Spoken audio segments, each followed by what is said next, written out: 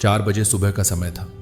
अंधेरे में पूरा शहर अब भी सो रहा था, लेकिन एक कोने में धीमी धीमी रोशनी जल रही थी। एक छोटी सी चाय की दुकान। ठंड में कांपते हाथों से एक लड़का स्टोव में आग जला रहा था।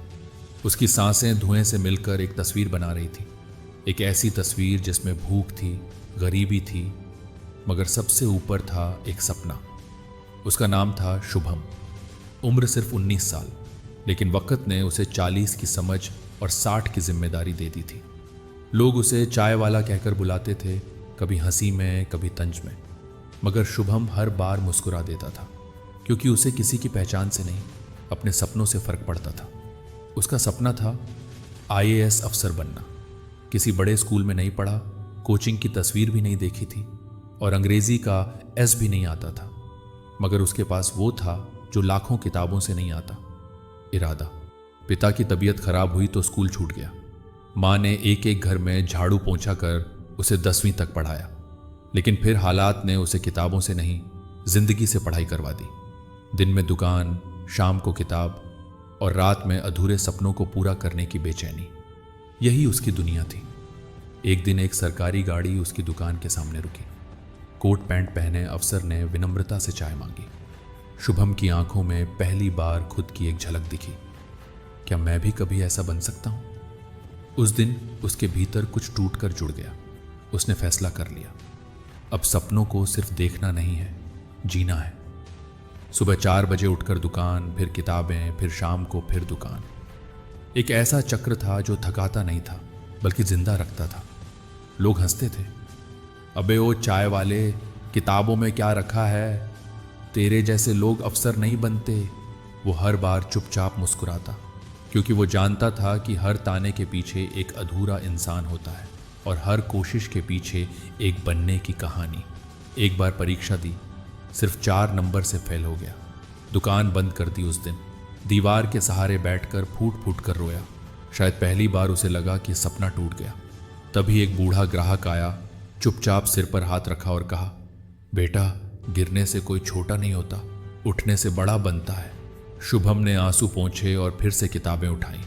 दूसरी बार इंटरव्यू तक पहुंचा, पर फिर रिजेक्ट। इस बार हंसी नहीं, दया आई लोगों को। अब छोड़ दे बेटा, किस्मत से लड़ना सबके बस की बात नहीं। लेकिन शुभम अब लड़ना सीख चुका था, खुद से, हालात से और उस सोच से जो कहती है तू नहीं कर सकता। तीसरी बार इंटरव्यू में गया। अफसर ने पूछा, तुम एक चाय वाले हो, तुम्हें क्यों लगता है कि तुम अफसर बन सकते हो? उसने बिना हिचक जवाब दिया, सर, जब मैं चाय बनाता हूं तो भी ईमानदारी से बनाता हूं, और अगर मुझे देश की सेवा का मौका मिला तो अपनी जान लगा दूंगा। अफसर बन पाना मेरी किस्मत में हो या ना हो, पर कोशिश करना मेरे हाथ में है। वो जवाब नहीं दे रहा था, अपनी जिंदगी सुना रहा था। कई दिन बीते, फिर एक दिन पोस्टमैन आया, हाथ में एक सफ़ेद लिफाफा। शुभम के हाथ कांप रहे थे। जैसे ही लिफाफा खोला, उसकी आंखों से आंसू नहीं, आज़ादी निकली। लिखा था, शुभम कुमार, भारतीय प्रशासनिक सेवा, IAS में चयनित। वो वहीं फर्श पर बैठ गया। सब शांत था, बस उसकी धड़कनें बोल रही थीं। कर दिखाया। उस दिन मोहल्ले में शोर था, अबे वो चाय वाला अफसर बन गया रे। पर सबसे बड़ा पल तब आया जब उसने दुकान पर खुद बोर्ड लगाया, आज से बंद। एक अफसर की तैयारी अब पूरी हो चुकी है। आज शुभम एक जिले का SDM है। उसके कमरे की दीवार पर अब अफसर की नेम प्लेट है, लेकिन उसके दिल की दीवार पर अब भी लिखा है, मैं वही चाय वाला हूं जिसने हार मानने से इनकार किया। जब भी कोई बच्चा आकर कहता है, सर हम भी कुछ करना चाहते हैं, वो सिर्फ मुस्कुराकर कहता है, तो करो ना बेटा, अगर मैं कर सकता हूं तो तुम क्यों नहीं। ये कहानी सिर्फ एक लड़के की नहीं, हर उस इंसान की है जिसने कभी हालातों के आगे हार नहीं मानी।